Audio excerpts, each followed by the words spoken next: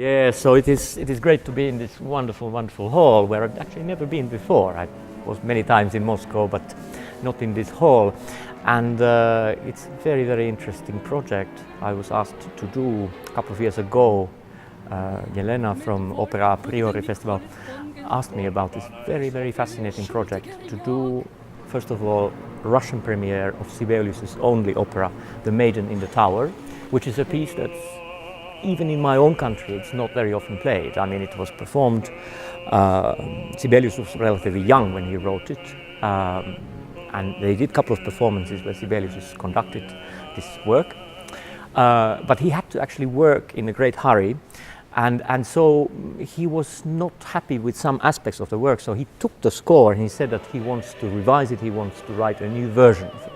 But then how very often it happens that in composer's life other works become something very acute, like he was writing symphonies and things like that, so this opera project was left behind, and then he never came back to it. And it was only the second time after the premiere performances it was performed.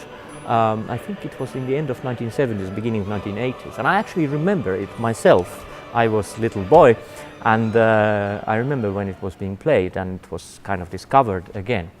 The interesting thing is that when I received the score, it has actually quite many misprints, and I immediately, because of course I know Sibelius's musical language quite well, and I made a list of 50 different places which I wanted to check, and I contacted a person in the Helsinki University responsible for the library archive of Sibelius's works, and he invited me there, and we went through Sibelius's manuscript, and I actually never had this experience before in my life to work so closely with composer's manuscript, and it was so interesting because it really was like a magical feeling. I felt that we got very clear and very logical answers to all these questions. It really felt like Sibelius's ghosts was somewhere above us somehow, and so it was wonderful experience, and I think this is a work. It's a little bit like rough diamond somehow. That obviously some parts of it are not as strong because he had to work in a great haste, but most of it is, I think, just absolutely fantastic. Like in the middle of the work, the passage with the choir or something like that. It's as good as anything that Sibelius wrote, and it's such an interesting, powerful work. This helps us, I think. So yeah.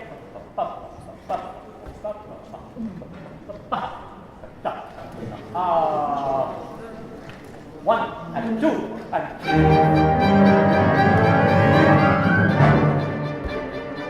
Now the other piece in the program is something completely different, in the sense that as Sibelius' work is from the very early period of his life and kind of unfinished, Rimsky-Korsakov Cachet, the Immortal, is actually kind of from his last year, so it is really work of a great master, and it is such an incredible masterpiece. I mean, also for a composer, just to look at the score, how the orchestration is done, and it's also, the orchestration is done in such a way that it doesn't seem like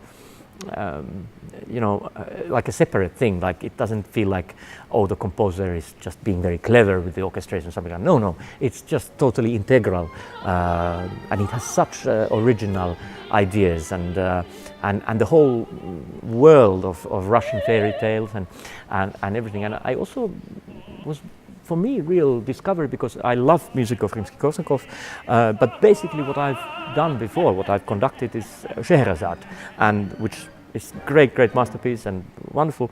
But this work, of course, is a later work, and I was quite surprised how close it comes to, of course, early Stravinsky, because one thinks of the Firebird, which is based on the same kind of fairy tales like this, even with the same character, but also early Prokofiev. I actually recently, because I'm involved in, I'm playing all the 9 piano sonatas in concerts, and I also just recorded all the 5 piano concertos. So I actually think this work comes so close to the world of the 2nd piano concerto of Prokofiev. It's really those evil wizards and beautiful princesses and gentle giants and magical trees and all these things, and it has At the same time, the world is, there's darkness and frightening things, but there's also a lot of humor, and even the character of Cachet, he's so, sometimes even himself, he's amused by how cunning and bad tricks he's doing, and it's written with such incredible kind of elegance, and I'm just so moved by its amazing beauty, and I think I am also myself, I'm enchanted by this evil wizard Cachet, because I feel I've been hypnotized, and when I've been working on this piece, it just sounds in my head, and I think I'm like a prisoner of this music myself, and which is a wonderful thing, because it's just a unique, fantastic work, and I think it has never been performed in my own country, Finland. So it's definitely something I'm going to tell them that we must do it there, because everybody should know this fantastic, beautiful work.